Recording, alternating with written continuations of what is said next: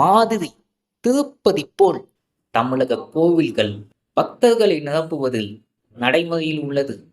ஆனால் திருப்பதியில் வழங்கும் அன்னதானத்தில் சிறப்பு என்ன தெரியுமா? நம்ம போக்கிரி பட காமெடி சீன்ல வடை போச்சேன்னு டைலாக் தமிழ்நாடு ஃபுல்லா தெரியும். ஆனா வடை வந்துச்சு எங்க தெரியுமா? 1994ஆம் ஆண்டு அன்னதானத்துக்கென தனி அறக்கட்டளை தொடங்கப்பட்டு அதன் மூலம் பக்தர்களுக்கு உணவு வழங்கும் சேவை அளிக்கப்பட்டு வருகிறது. காலை சிற்றுண்டியும் மதியம் மற்றும் இரவு நேரங்களில் சாதம், சாம்பார், ரசம், பொரியல், மோர், சர்க்கரை பொங்கல் வழங்கப்படுகிறது. இந்த பட்டியலில் 5,00,000 பேருக்கு மசால் வடை வழங்கப்படுகிறது. மலை போல் மனம் இருந்தால் மசால் வடை மட்டுமா கிடைக்கும்? எது கேட்டாலும் 7 மணியாளரிடம் கிடைக்கும். நன்றி, வணக்கம்.